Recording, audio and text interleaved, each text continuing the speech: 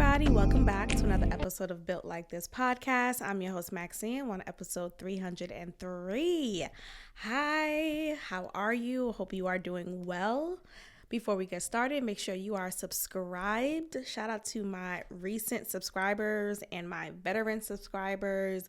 I am loving the engagement, the attention, not like that, but the attention nonetheless. I appreciate that more ears and eyes are coming onto this podcast. So welcome aboard. And if you are new here, welcome.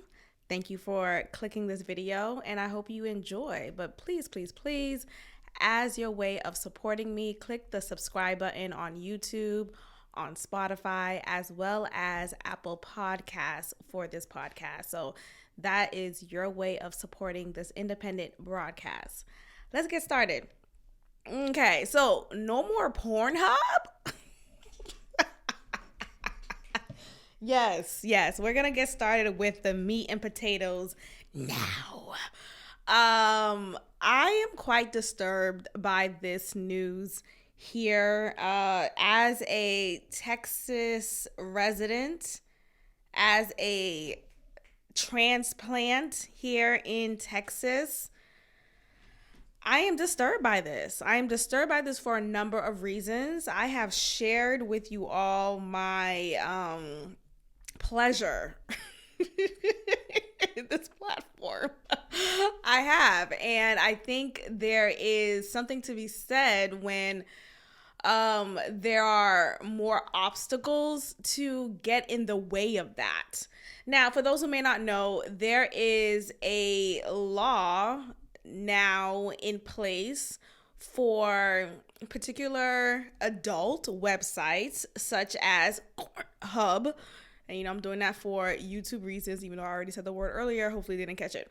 But Pornhub has disabled Texans from accessing its content this week so far as a way to object to a Texas law that requires websites showing pornographic content to conduct age verification. So basically, if you live in the state of Texas and you are feeling a little frisky, but you're by yourself, your partner's not with you, your man's not here, and you want to get it on with your finger, and you need some lustful content available, you roll over to this website and realize, oh, it's not just a click of a button to your favorite video or your favorite genre.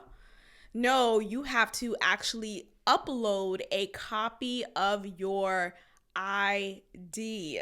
Yes, you heard me. You have to upload a copy of your ID to verify your age, to verify if you are old enough to watch said content. Now, this is due to a House bill called House Bill 1181, which was passed in June and went into effect in September. This bill focuses on age verification system that uses a government ID or public or private transactional data to verify the age of an individual. Not just Texas is experiencing this, as well as Arkansas, Mississippi, Montana, North Carolina, Virginia, and Utah. So very much red wing states. And as a fellow red winger, as you guys may assess from just my perspectives on different things, you may feel like, wait, why are you upset, Maxine? Because I pick and choose. That's why. I pick and choose what I agree with, what I'm upset with, and that's how I do my life. That is how I customize my life. I am not all red and all blue. I'm a human being, and I pick and choose and customize different values and principles that works best for me. Okay? As far as this, though I may be conservative in other areas in my life, for porn, I'm not. Hello? I'm not here. Okay? I'm not conservative here. Now, you may also wonder, what's the big deal? Isn't it fine? Isn't it best for us to have a protective layer for such websites that are raunchy and may be trigger points for addictive personalities? Look, yes, of course, if you are underage, maybe you shouldn't be on these sites. Maybe this site is not for you, but I'm not speaking for you right now. I'm speaking for myself. I'm speaking for other people like me who like to enjoy content like this when other avenues are closed. If my boyfriend is somewhere else, what? Hello? It's inconvenient. Okay? It's an inconvenience when I have to upload a copy of my photo ID with my date of birth just so I could rub one off. What are we doing? Hello? What are we doing? So you may think, okay, well, just upload it. So what? First of all, it's inconvenient, like I said, because I just want to go to that video or videos and do what I have to get done, rather than, let me get up from this position that I'm in on my couch or on my bed and roll to my work bag where my wallet is, shimmy out my ID that's tucked very tightly in my wallet, in my Kate Spade yellow wallet, just so I could rub one off. I might as well go to sleep. I might as well take a nap. I might as well take a shower. But that's all that is, like, that's the cure for something like this, right? If you're horny, take a shower. If you're horny, go to sleep. Or just go pee. It's really just urine at this point. All you need to do is urinate. But yeah, that's an inconvenience. And it's more of this data pulling that we're in the society. If one could pull up your ID, your residence, your social security number, a picture of who you are, then they're probably likely able to track the type of content, the type of adult content that you may be viewing. And I'm not saying this as a way to, like, oh my gosh, what are you trying to say, Maxine? No, what I'm saying is what you do is no one's business, really. But it's just uncomfortable because for whatever reason, sometime in the future, someone pulls up, hey, I noticed on the 6th, the 7th, the 8th of this month, you've been accessing this website quite often. At the same time, watching this type of video. Could you explain?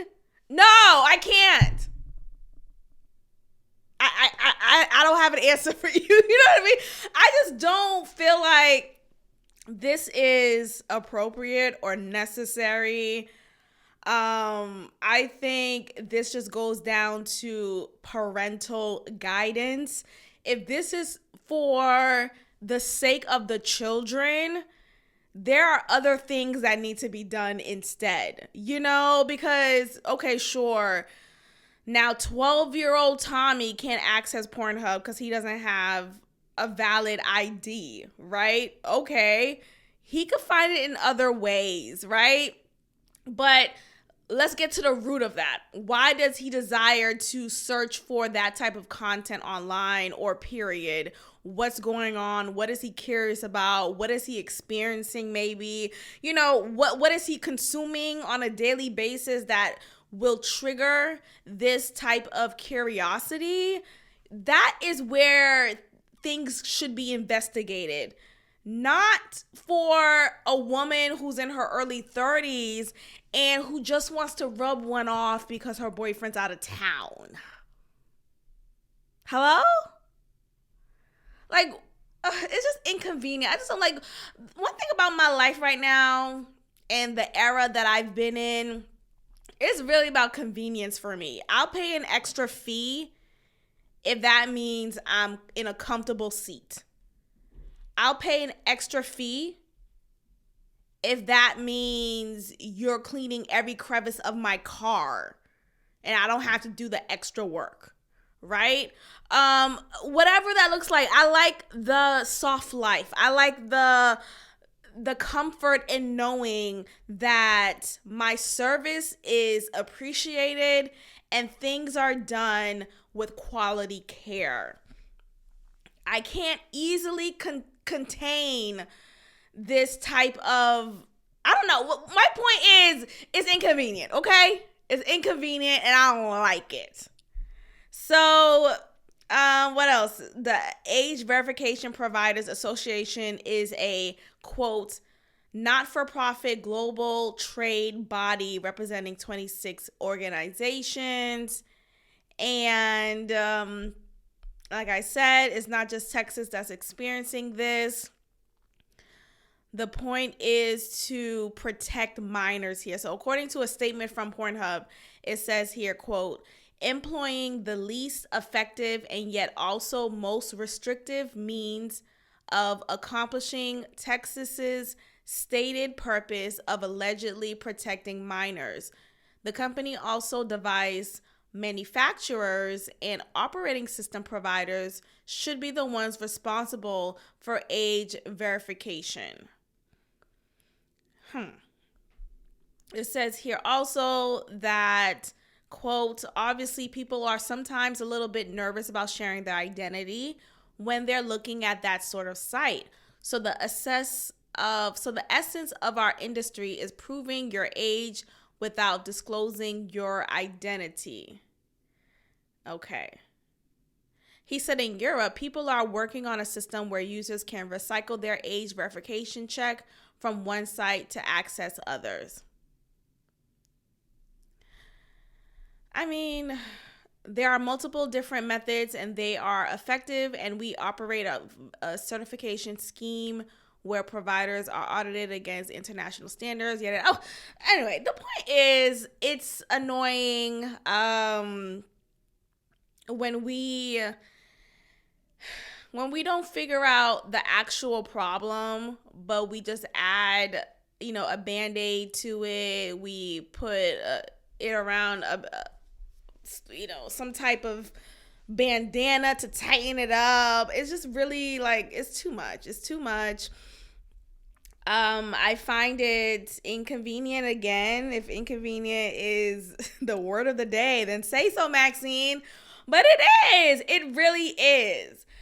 Anyway, Pornhub may not be the only site, okay? So there may be other adult websites that will experience this as a Texan and maybe other residents of the other states that I mentioned. So if you're in Arkansas, Mississippi, etc. So we'll see.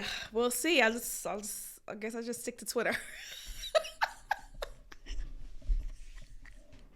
Let's move on, child.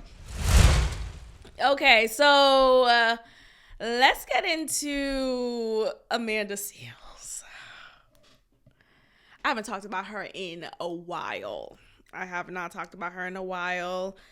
And that's for a plethora of reasons. One being, she makes me cringe every time. I don't think cringe is the adequate word choice here. I think with her, she is just so insufferable that I just don't even want to hear it. But I also just tune in whenever, like, she would come on my algorithm, whenever she would go viral for a moment.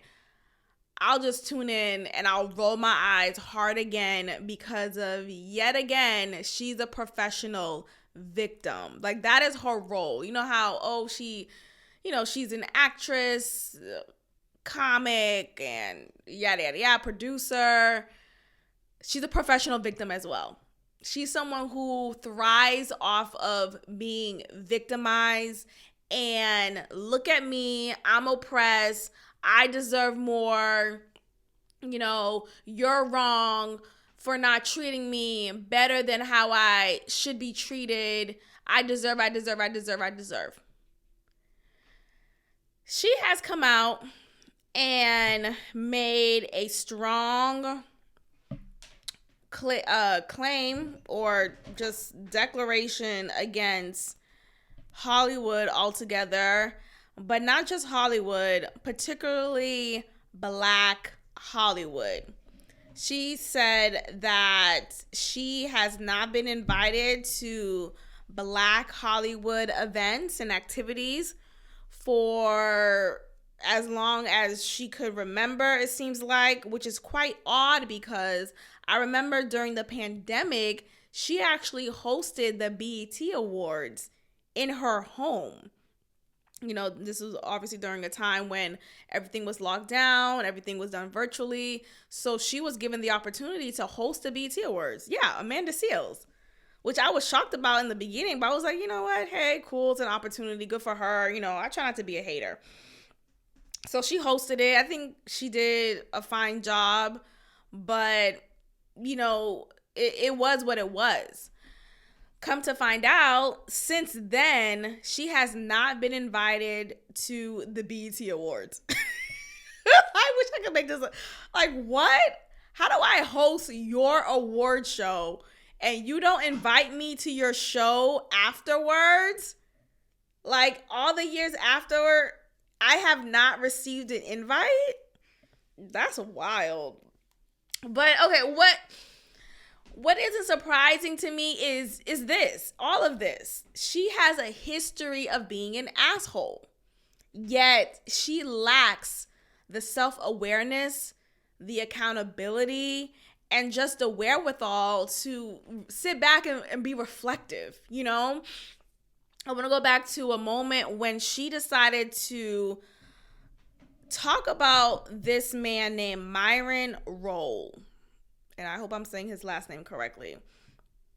But she decided to talk about this man and describe an interaction with him that was primarily via phone.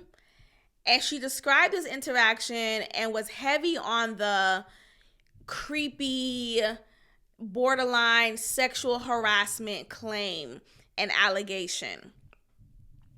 Come to find out, it was a lie. But let me just kind of paint the story, okay? So former NFL player turned neurosurgeon, which is pretty amazing. Like, what? How were you once a former NFL player and now you're a neurosurgeon? Wow. But this is all to say, apparently he is well respected, well revered, and he is not someone who has a history of being anything creepy, never mind a sexual harasser of any sort.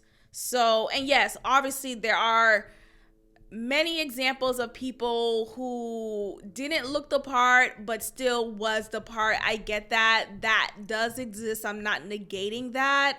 But the point here is, in this case, it did not exist. In this case, it was not true. It was not factual. It was a lie. Okay?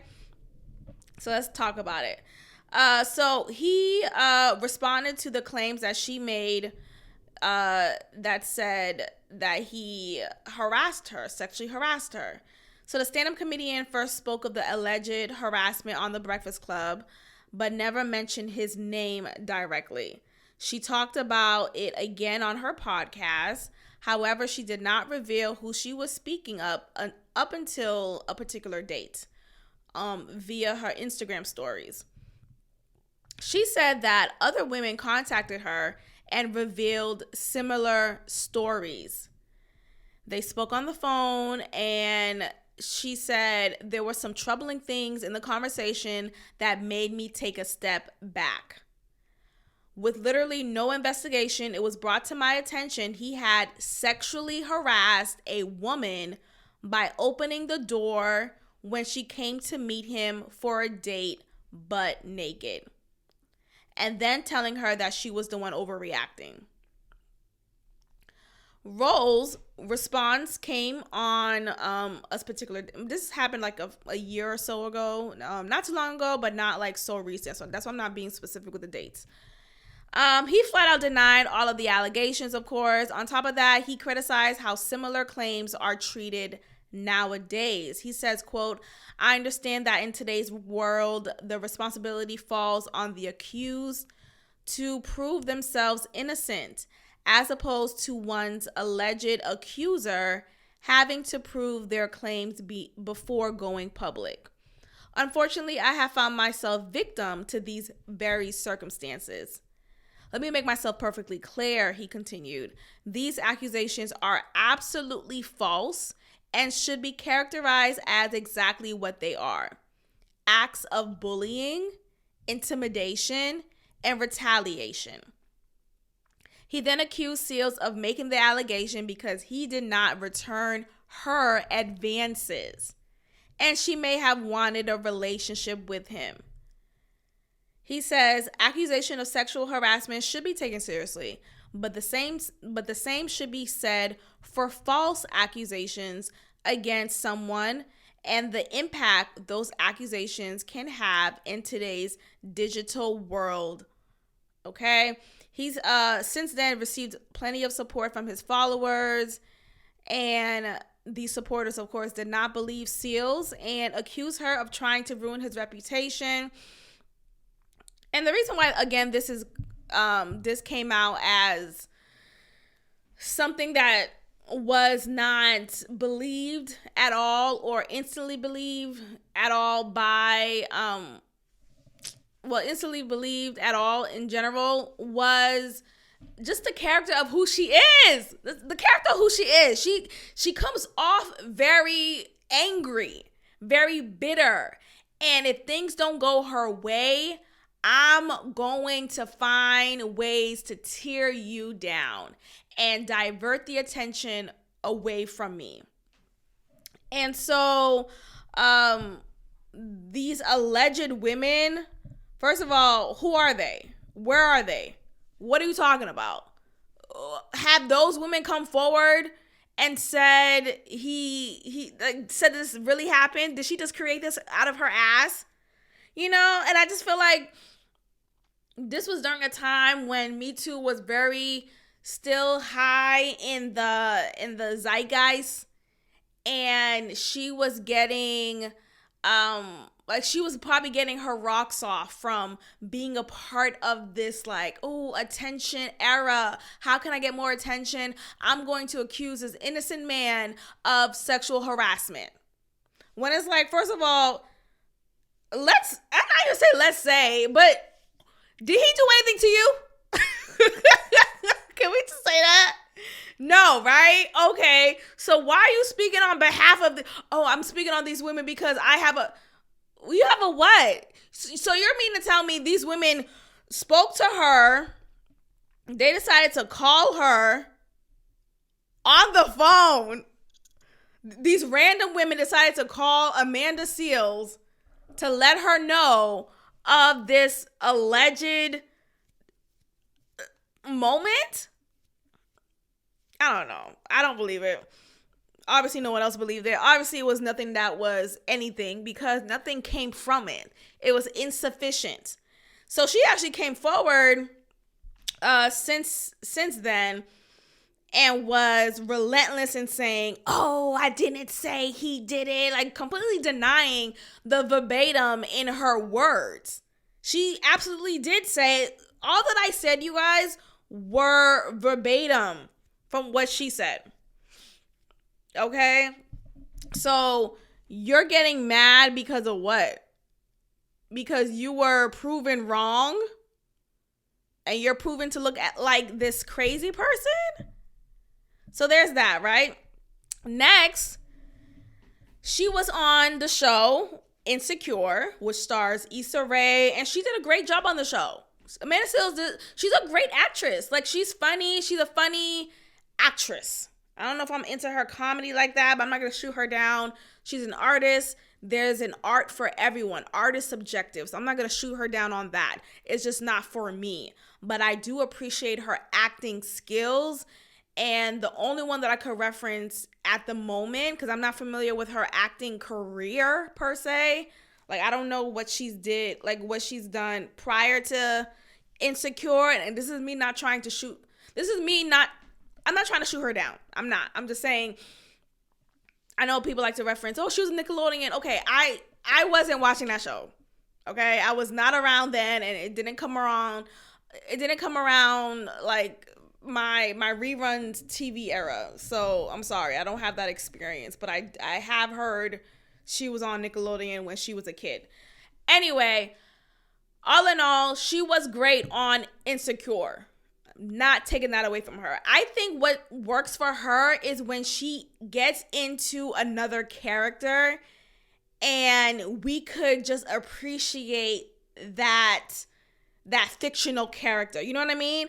Like, oh, we could appreciate the fact that she's so creative to play this character, to play this role.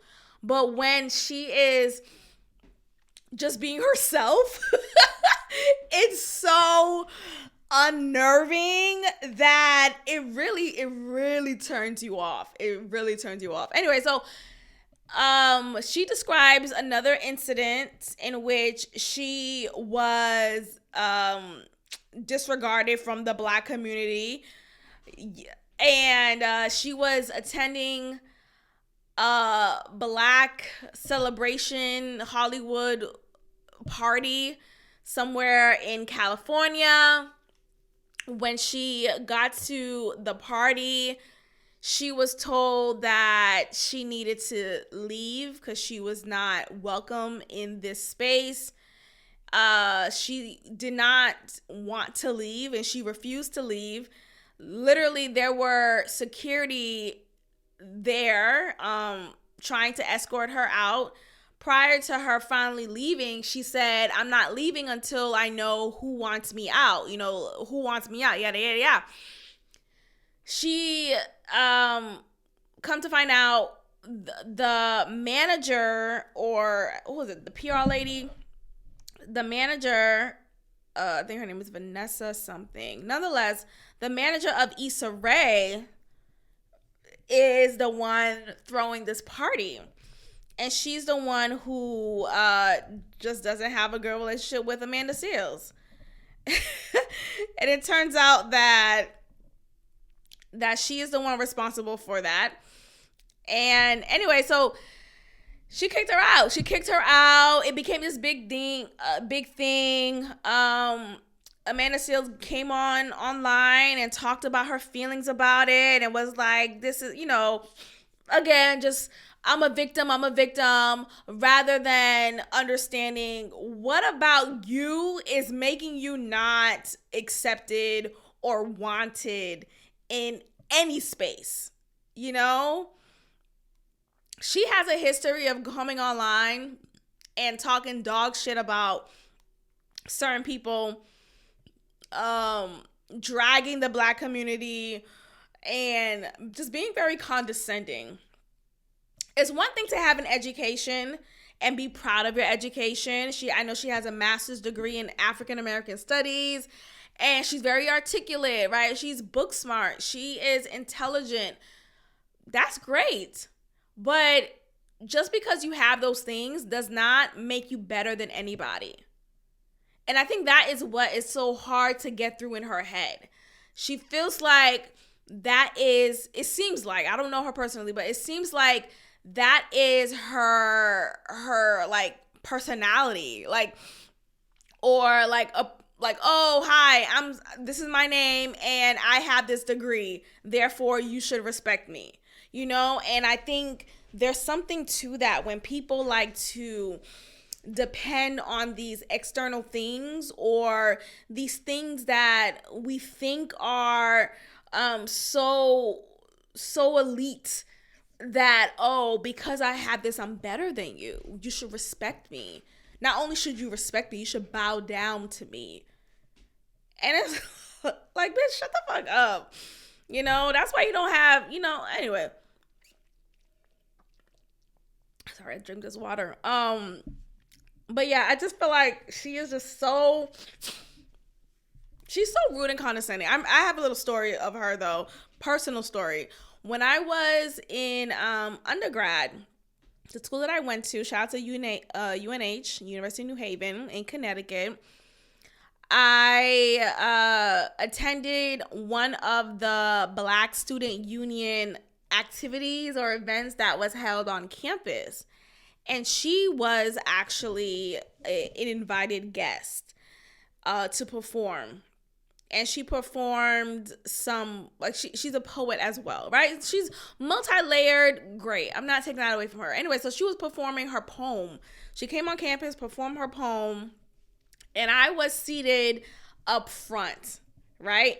And I don't know if I'm to blame, but maybe I was, but I feel like still your delivery could have been better. Anyway, so she was performing her poem, and it starts off very, like, it's a subtle start. It's not like this, like, you immediately have to be very engaged necessarily. Not to say I wasn't engaged, but I was just so focused on her words that I wasn't listening to the call to action that she was requesting the audience to do. So she was requesting the people to do, to clap their hands, or like, yeah, I think it was like clap your hands, like kind of clap to the beat of whatever she's like creating in that moment. And I wasn't clapping.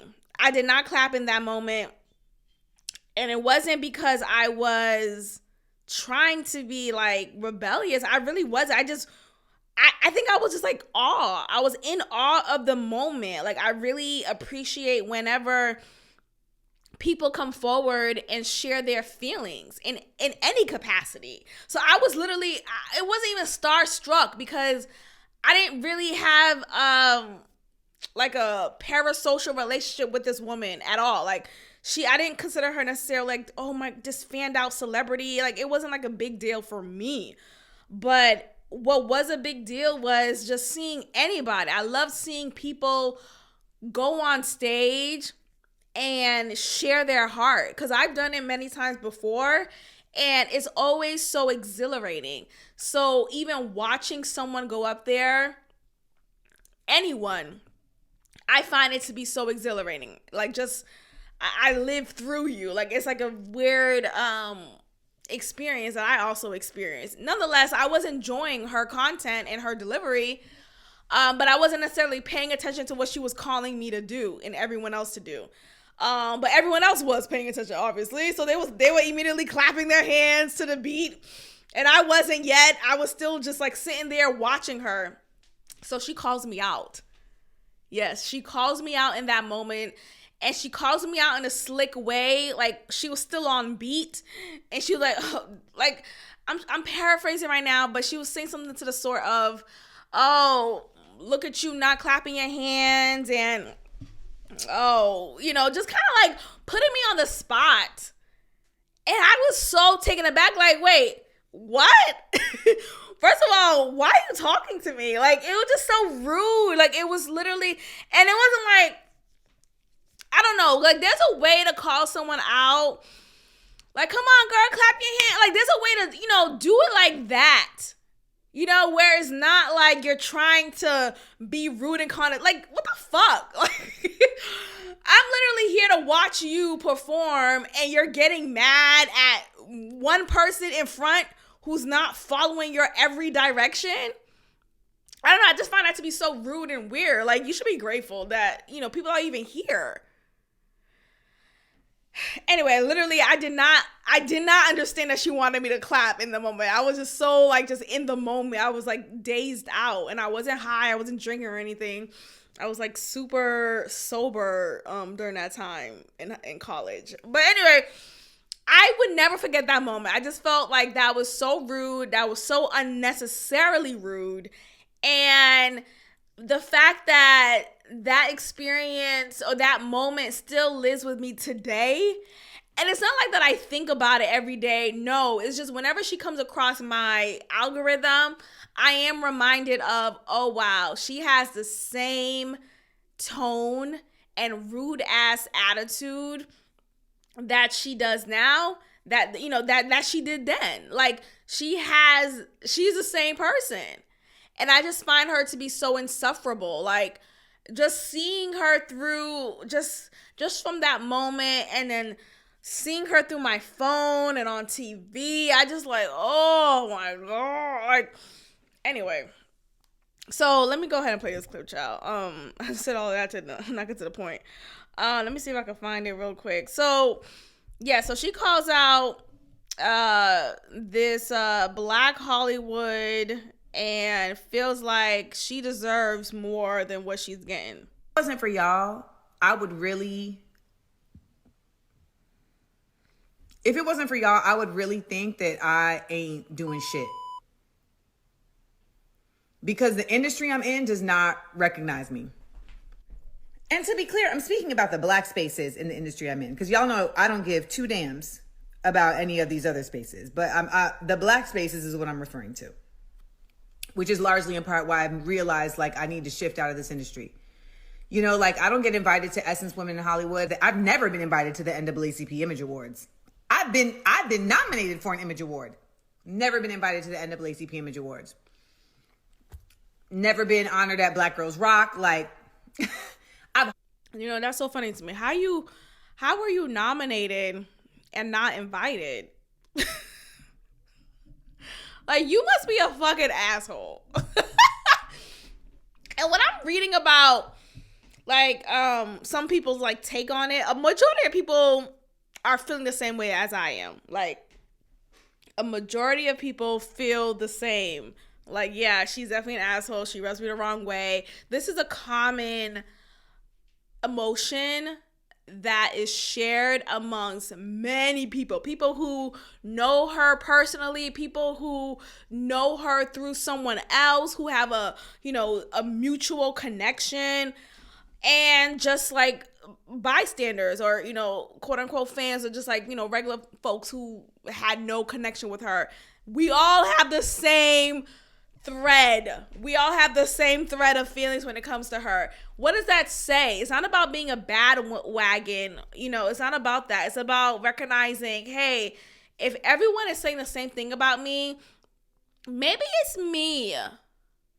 Maybe I need to check myself and just have a humble moment. And I feel like, within the society, and even in the Black community in particular, there is grace for redemption.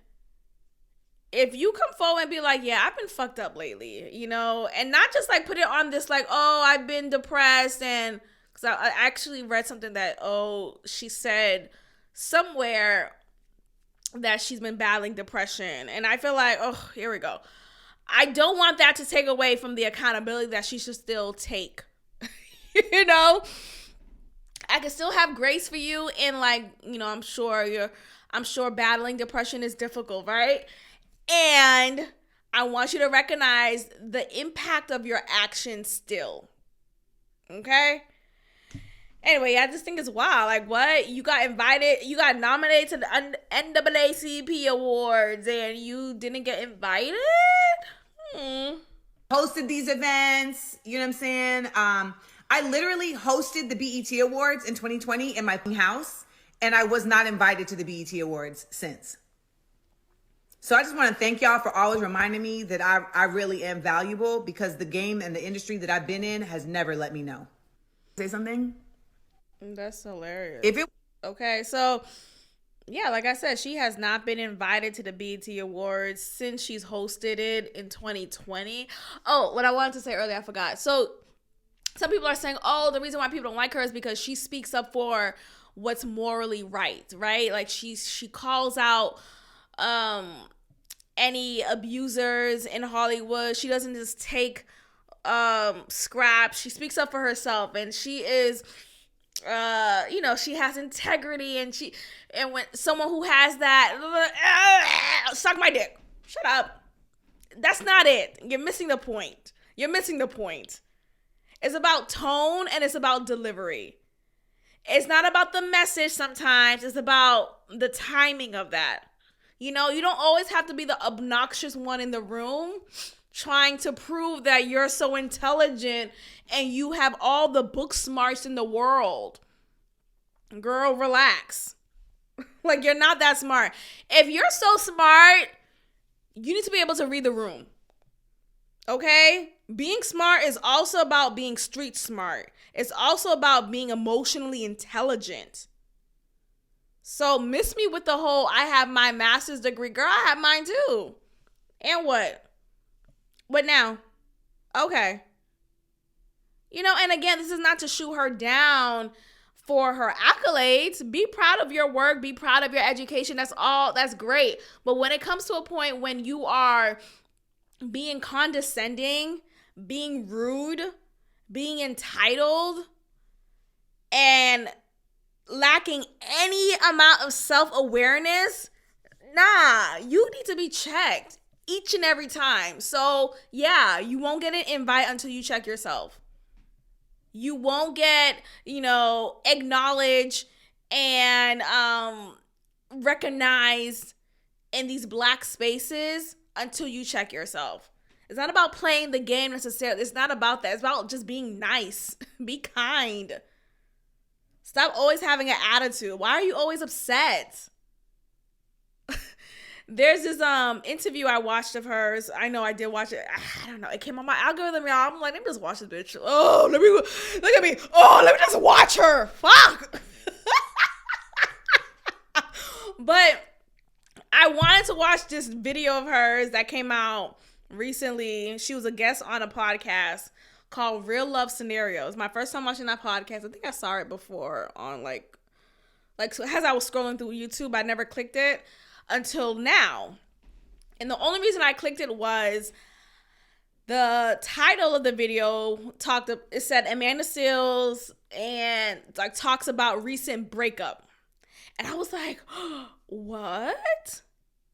And I say that because I remember months ago, I saw her on my Instagram algorithm. I think as I was scrolling through Neighborhood Talk or the shit, one of those, because there was a video of hers that came up and I just what's going on? Whatever. I just scrolling through different content.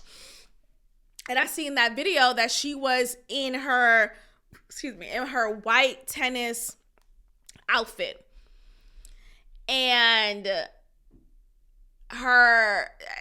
before I knew, obviously he was her boyfriend, but this man just came up to her, next to her, and she kissed him, they kissed each other as she was seated in her car.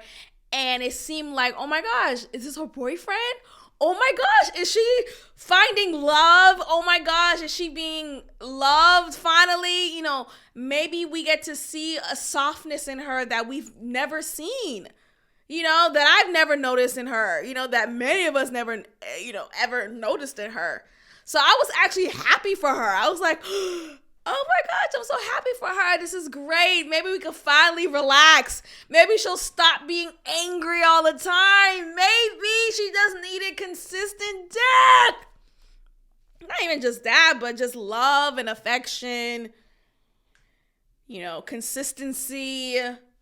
Just a fuck. Just giving a fuck.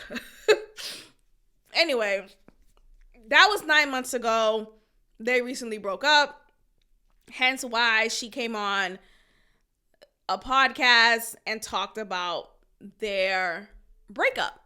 And I'm not laughing at the breakup necessarily. I'm just I'm laughing at the fact that she talks about everything. Everything that took place that probably led to the breakup. Basically, I think it was a number of things that she said. It wasn't deduced to, oh, he cheated, right? She didn't say anything about cheating. So I'm glad that it wasn't anything like that. And not glad in the sense of, oh, I'm happy you wasn't cheating. No, it's not that. It's just, I'm glad that we're talking about other factors that could lead to breakups. I feel like sometimes we forget cheating is not the only or quote unquote acceptable reason for why a couple breaks up. Like there's so many other reasons why a couple will break up. You know, it could be because of financial reasons. It could be because of just lack of respect,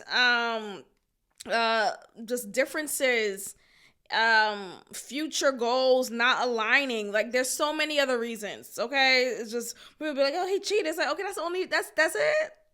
Okay. Anyway, but you know, we all have our standards and boundaries. That's fine. Whatever. Okay, so yeah, I was a little sad for her. I was like, dang, they broke up. Oh, I'm so sorry to hear that. Like, I was really like, oh, you know, I really felt for her. Yes, the same woman who I still felt, you know, treated me poorly when I was 19 years old at my college campus. Oh, child, what a time. Anyway, so I watched it, right? And she talks about how he basically didn't agree with her about her Palestinian views.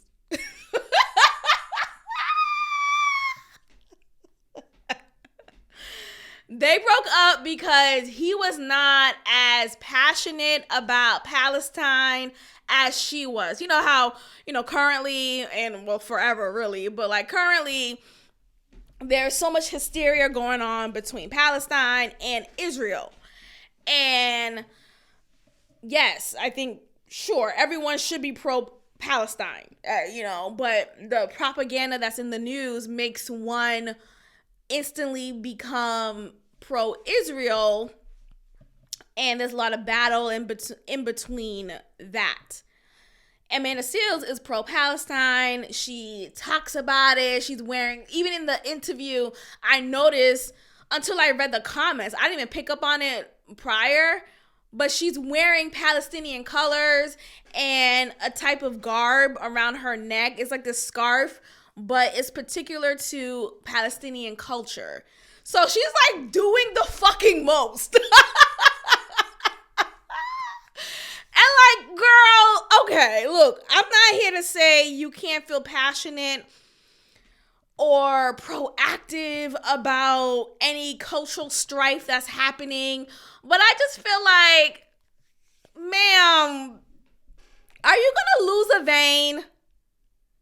Are you gonna lose, like, I just want to understand, yes, it does, I don't know, I'm trying to understand more of, like, how does this necessarily impact you as a Black woman in America today, right? And that is what I don't have an answer for yet. And maybe I have to do more research about it. You know, maybe I got to speak to the Freckles Bay about it more, but I just don't. And I'm not saying this to say that you shouldn't feel passionate about other things that's going on in different areas. I'm not saying that. I just feel like, when do you turn it off, though? Hello? Because you have to turn it off at some point. You have to go to sleep. You have to go out to eat. You have to have fun girls' night. You have to, like, relax. Like, you can't always be on go. Because what are you doing? What are you doing? Like, what are you, like, I think there's a level of narcissism when it comes to activism. I really do. I think there's something about activists, some of them, but the ones who are super passionate, so much so that they are dedicating their entire existence, that they're killing. I heard about this guy, this random white guy in the States, killed himself, like literally committed, like unalived himself, because of his stance about what's going on between Israel and Palestine. So you kill yourself? Like, what is that? What are you doing? Like, when are you gonna say, look, I'm gonna support the causes, right? Okay, I'm gonna donate here. I'm gonna, give my platform to Palestinians to speak on this matter, or I'll share this link. Like, you could do so many other things beside killing yourself than killing yourself. Like, there are other answers. There are answers. That's not the answer. I do not support that. Okay, so that's the extreme of the matter. And I think what's also in alignment with being extreme here is you not feeling any ounce of joy in any part of your day because you are so verklempt over what's happening over there. Do you think, look, I'm not saying that they probably haven't come across your content and haven't felt some level of support or relief. I don't know, sure. I think parasocial relationships are so real, and the feelings that we get from people who we see online, whom we may follow and subscribe to their content, that's absolutely real. I'm not going to take that away from her or anybody, really. I remember just a few days ago, I was in Target. And I saw this woman who I would see on my Instagram. I don't follow her necessarily, but I follow her friends. There's a lot of people who I follow on my Instagram who I don't know at all personally, but I know your friends though, right? Like, there's some connection that we have. Nonetheless, like, they're like either micro influencers or full on influencers. And I'm very connected to their work or to their content. Like, I'm very intrigued by them. I've created this like parasocial relationship with them. I really have. I really even accepted that as the truth. Nonetheless, I saw this woman in Target who I have seen on my Instagram so many times, whose friends I follow. I don't follow her directly because I don't feel like her content really speaks to me, but I still see her work. I still know what she's up to necessarily because her friends repost, like they repost each other, like they're all friends. I know she's just having her first baby now. Like, she just got pregnant. Like, I know her life. And I know this may sound creepy, but honestly, it doesn't. It doesn't even sound creepy because we live in this day and age where that is what we do. We go online, we share our lives with strangers, and it's okay. We get paid for it, or we get some type of pleasure from it. So it's not even just a monetary gain, it's an emotional gain. I feel compensated emotionally as well. Anyway, I saw her in Target and I'm like, oh my gosh, that's her. I said, oh my gosh, that's her. Mind you, she's not even like this big deal. I'm not trying to shoot her, but all I'm saying, it's really not a big deal. But in my head, it was a big deal. I'm like, oh my gosh, she looks just like her photos. Oh my gosh, she's actually taller than I thought she was. Oh my gosh, she's so beautiful. Like, I was looking at her and I'm like, oh, look at her. And I wanted to be like, oh, where's your husband? Y'all look so good. So like, anyway, why did I bring it up? I bring it up because, yes, I'm sure Amanda Seales' videos about Palestine is somehow reaching the people in Palestine. Some of them there may have come across her content and find some level of joy and happiness from her support. That is true. And what I'm saying is, take a break. Take a nap, go for a walk, let your toes massage the grass outside. Not even artificial. Make sure you go to an actual grass land and touch it with your toes. Roll around. Be a dog for a second. Roll around. Roll over. My dog's looking at me because that's what I say to him all the time, but he hasn't gotten the drift yet. Not roll over. You know what I mean? Like, just fucking roll over. I just want her to roll over. I want Amanda Seales to roll over. I want her to take a break, take a breath, go for a walk, and roll over. That's all.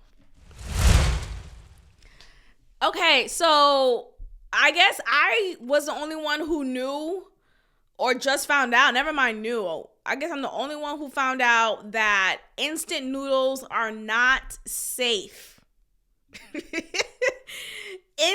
The noodles that you would get for like 10 cents a packet, or the ones that you'll get for like, probably like less than $5 for a whole set of instant noodles. Yeah, the noodles that are on the bottom shelf at the grocery store, I guess that should have been sign number 1. But come to find out, instant noodles have microscopic bugs in them. Ciao.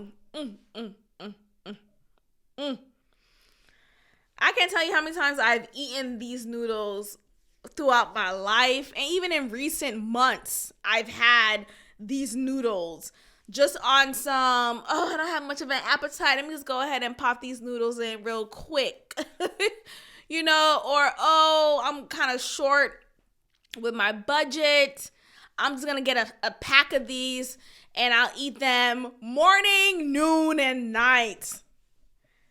Most agree that instant noodles aren't the healthiest choice. And I actually didn't even realize that. I figured noodles, you got peas, you got corn, you could get it in beef flavor, chicken flavor. But I think maybe it's the fact that it's instant. There's something about anything that's instantaneous makes it not the healthiest choice. Something about the instant of it, Anyway, they are full of empty calories and provide little nutritional benefits. Although they may lack the good stuff, they might also be filled with more than what you want to consume. So a video has been released on TikTok. And in this video, someone crushes the instant noodles in a microscope. And he's looking through it. And I don't want to watch the video anymore. Oh, it's so creepy. But as he's looking through the microscope, he is seeing these black fibers of like these spots of discoloration. So there are several black fibers along the noodles. Okay, so that's weird. Why are there several black fibers along the noodles? And the spots of these fibers are discolored. That doesn't look great. So it doesn't look high quality just from that, right? So now he continues to look through it, and he sees that many processed foods look like under magnification, and he basically shows us a different perspective of these types of foods, these cheap noodles. So let's see. I'm trying to find exactly where it says. So it says here also that these noodles are low in protein and fiber, and the seasoning packet contains high amounts of sodium. Many also contain loads of artificial ingredients and saturated fats. I just found out the cinnamon, that word is hard. The cinnamon that one would normally get from the grocery store is not, in fact, healthy for you. There's a particular type of cinnamon that we all should be getting instead. This cinnamon includes Ceylon.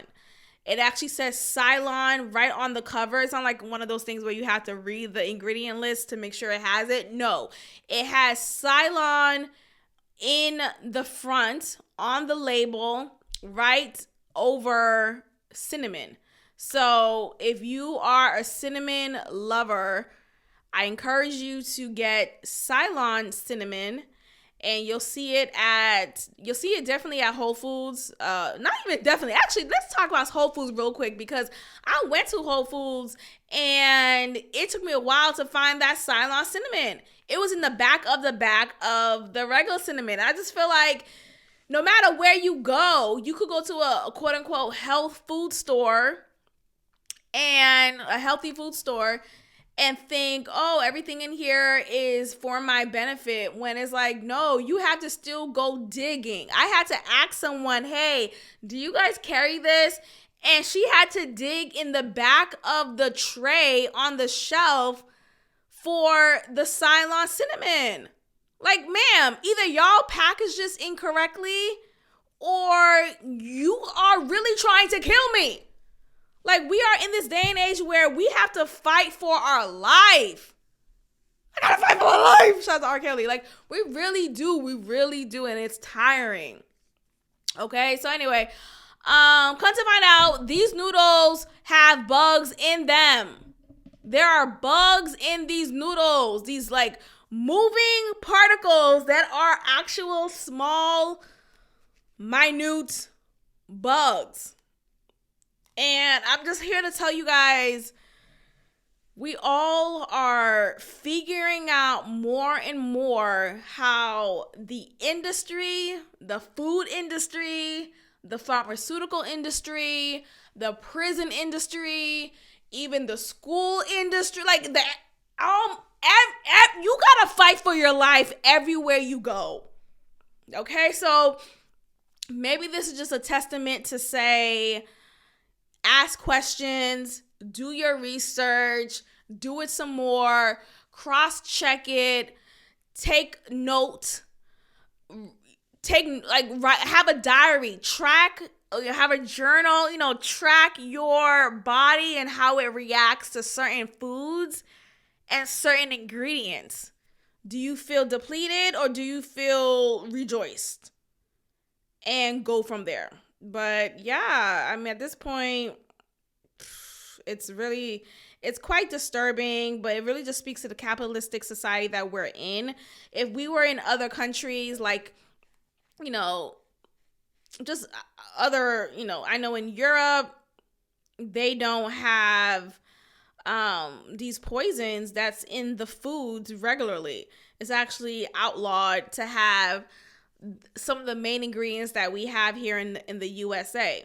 So that's just something to be noted. But yeah, this is just a note. I hope this is encouraging for you all.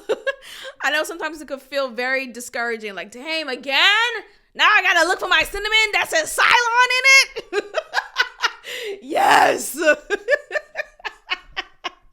Yes, that's it. That's the answer. That's it, child. That is it. Damn. So there are victims of Catholic nuns who want to be heard. Yes, you heard me correctly. For so many years, we've heard of sexual abuse from now men, who are once young boys, abused by the priests, the archdiocese, the men in power at the church. But we don't hear of any abuse from the nuns, the women in power, the women in positions in the clergy. So I just find it to be very interesting. But the victims of Catholic nuns want to be heard and definitely have felt overlooked over the years. And they want things to be done about it. So the sexual abuse of children by Catholic sisters and nuns has been overshadowed by far more common reports of male clergy abuse. There's a support group that meets over Zoom, and they talk about their lives, their religious families, and their parochial schools. I guess religious schools. Like, they grew up in a Catholic school setting type of thing. Yeah, I was right. A parish, relating to a church parish. Just say that.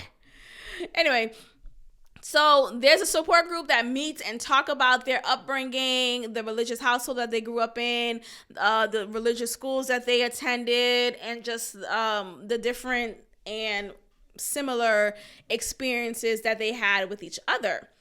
But mostly they are there to talk about the sexual abuse they suffered at the hands of Catholic nuns. I never would have even, I think it's even sexist to even say that, right? Because obviously sexual abuse is not only of one gender. There are female sexual abusers, absolutely. So it's pretty disappointing that that is not given the same amount of light and attention.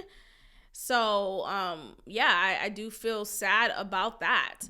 The topic deserves more attention, they say. The sexual abuse of children by Catholic sisters and nuns has been overshadowed, and they want to be heard. Women in religious orders have also been abuse victims, but they have been perpetrators too. We've heard so much about priests who abuse and so little about nuns who abuse. It's time to restore the balance. A woman named Mary Dispenza, she talks about her abuse that she endured from both a childhood priest and a nun in her former order. Started the online support group 5 years ago with the survivors network of those abused by priests. More victims had been contacting her in the wake of #MeToo as they reassess past sexual abuse. She has since seen a growing awareness of abusive nuns at former Catholic orphanages and Native American boarding schools. Ooh, cha. These Native Americans have just been getting hell after hell. I mean, at this point, burn the whole country down. The general public would rather not consider the fact that religious women rape, molest, and torture children. That is a wild statement. Could have reworded that. Could have said the general public would rather not consider the fact that there are some women who are religious. You know what I mean? Like, don't just make a blanket statement like that. But anyway, it is what it is. Women are seen as nurturers and caregivers, and there's an assumption that only heightened with spiritual halo of religious women. So people can't even fathom the idea of a woman, never mind a nun, being abusive in any sort, especially sexually abusive. It's one thing to be abusive, like, physically, because I know there's been nuns, like, there's so many stories of acceptance of nuns who worked in schools who were physically abusive to children, like who would paddle the children on the butt, who would discipline them in any ways necessary that would lead to physical and verbal abuse, right? But the point of that, or the acceptance of that, was, well, you have to keep the rod on the child, right? It's a biblical support to that. Not to say it's right or wrong, but that is the understanding and the acceptance of that behavior from a nun.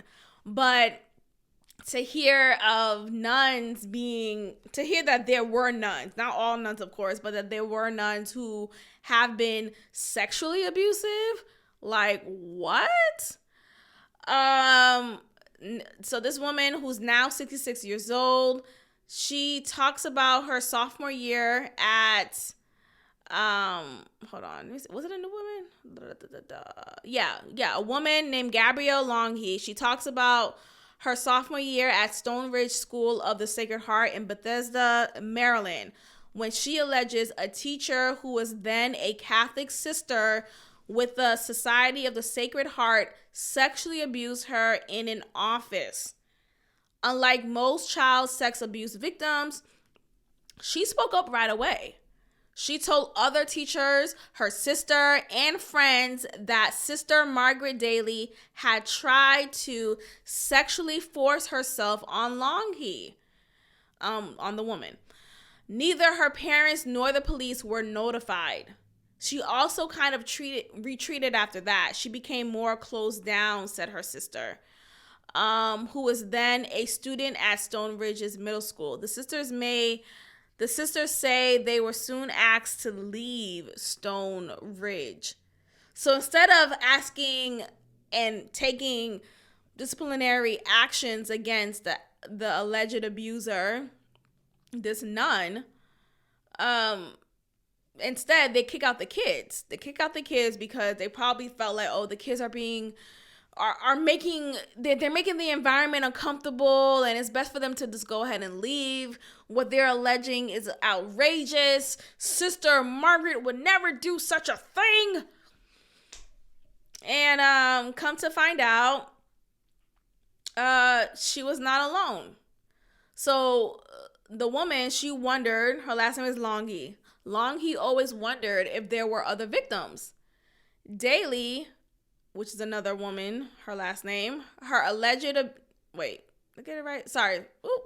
Daly is the name of the nun. Daly, her alleged abuser, left the order in 1980 and died in 2015. But last year, Longy learned from another support group member that Maryland was removing its civil statute of limitations for child sex abuse victims. After the new law went into effect, Longy sued her former school and the religious order. Good. Get your get back. Stone Ridge, which has educated the Kennedys and the daughters of other Washington luminaries, sent a letter to its community about the allegations last fall. The school declined to comment further on active litigation. So I wonder what they said in the letter. Probably just denied the claims, of course. The Society of the Sacred Heart declined to discuss the allegations, but issued a statement saying the order and its schools have implemented robust child protection policies. We are deeply saddened. Our prayers go out to all involved in this matter and to all survivors of sexual abuse. An anticipated constitutional challenge to Maryland's law is pending, but the policy change makes all the difference in the world. Before you have no case, and now you do. So this is very unfortunate, beyond unfortunate. It's very disturbing, and I'm sorry that she experienced that. I hope she does get some level of just due, because she did not deserve to get kicked out for speaking the truth and trying to get justice for the abuse that was happening towards her from this protected person in the community who should have been a protector. Instead, it was her abuser, which was a nun, which is just ridiculous, so disturbing, so crazy. But yeah, I just find it to be very interesting. It's another one. Let me read this one. Paige. So you see how? Hold on. I'm noticing a trend here. The victims all so far have been women. Okay? And the nuns are obviously women. So are these nuns lesbians? And didn't know how to express that or accept that? And so they take out their lesbian desires on poor, innocent, not poor in a financial sense, but just poor in a helpless sense, children? Paige Eppenstein Anderson is still hoping for her day in court. Like many group members, it took her decades to see that what happened to her was abuse. And once she did in 2020 at age 40, the statute of limitations had run out on her claim in her home state of Pennsylvania. Quote, "It was abuse. I interpret it as love," she said of the sexual relationship she had as a student with a Catholic school teacher who later joined a religious order. As a teenager, she spent much of her free time with her teacher.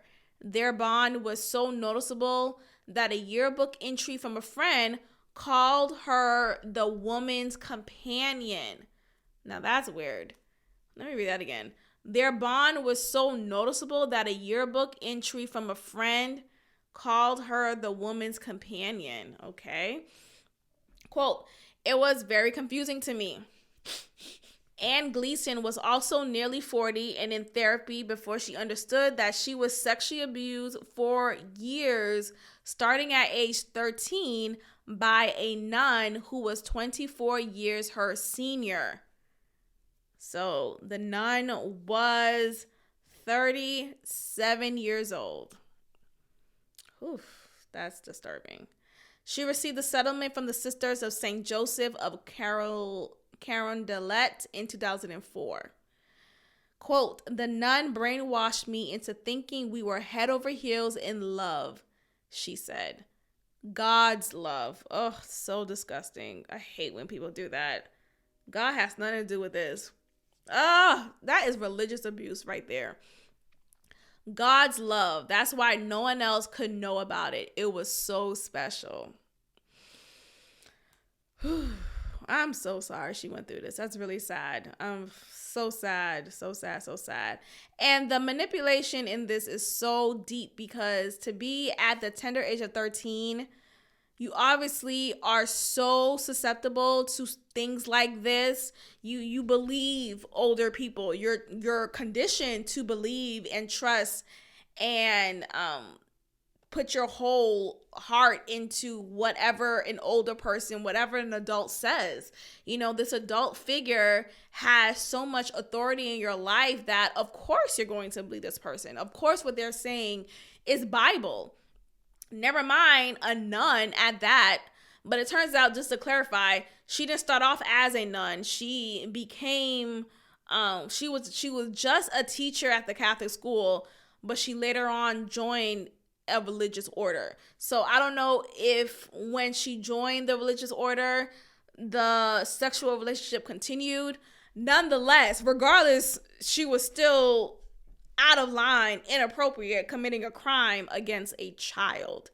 So, so sad, so sad. All right, you guys, let's end it here. Great note to end it on. But I am glad these women are speaking up. I'm glad that this attention is being had, because when I tell you, it never even dawned on me that nuns could do such a thing. But unfortunately, you know, everyone's flawed. Not to say this is like, oh, you're an abuser, you're flawed. Not to diminish like that. I'm just saying, like, I think sometimes we like to put this like perfectionism in certain people because of their title, right? Oh, this person's a priest, this person's a nun, this person is a teacher, right? And the point is, everyone has something up with them. Not to say to this extent, but you shouldn't only like give your all into someone just because they hold this title. Like, you shouldn't immediately trust someone and let your child be with this person for so long just because, oh, this person's a nun, this is a good person. You have to do your due diligence. You still have to be paranoid. You still have to be on it. You have to chaperone. You know, it's a sick world. It's a sick world that we're in. So you have to do your best to protect your children and protect yourselves as best as you can. All right, you guys, thank you so much for listening. Thank you for your support, and I will check in with you all next time. Peace.